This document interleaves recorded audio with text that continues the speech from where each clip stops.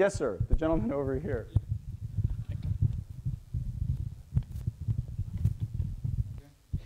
My name is Dimitri, and first of all, I want to thank you very much for coming here and sharing your experience for free. You're welcome, for free.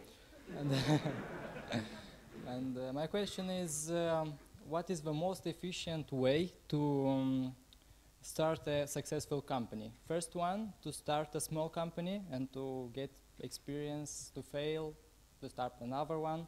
Or second one, to employ, by employing into a big company, get experience, get knowledges, money, know people.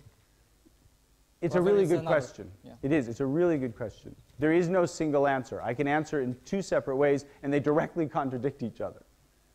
There is nothing wrong with doing it the way my brother and I did it, in the sense of we were not really going to work for large companies because large companies didn't want us to work for them. So it wasn't as much of an option for us as, say, people who are good employees or not as bullshit as we were. So if you are employable, and you seem like a perfectly employable person, I don't know you very well, you may be almost as unemployable as me, we really don't know each other well yet, so I wouldn't want to say otherwise. It is the largest case, the most common profile of an entrepreneur is not what we see in movies like The Social Network.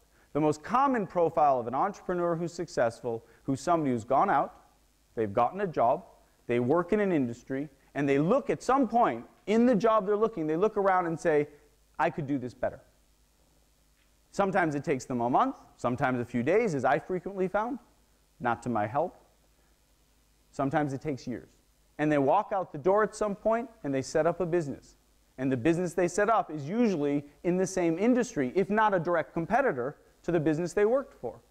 That is the most common path people take to being entrepreneurial success. And it's kind of obvious why. On the one hand, you're learning an industry, you're learning a job, you're seeing how somebody does something, and at some point a light bulb goes off and says, you know what, I could do this better.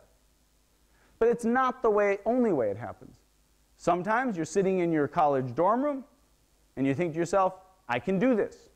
I can build a PC, said Michael Dell. He built them in his college dorms. I used to buy them from Michael. That's how old I am. Before it was called Dell. When it was called PCs Limited. What a name. The fact of the matter is, there's no one answer to that question. It really depends largely on you. There is no doubt, though, that the route of starting by working for somebody else will give you all sorts of useful skills and knowledge that I sometimes wish I perhaps had had, because it took me 2 companies to get it right. And by some people's count, 3 or 4.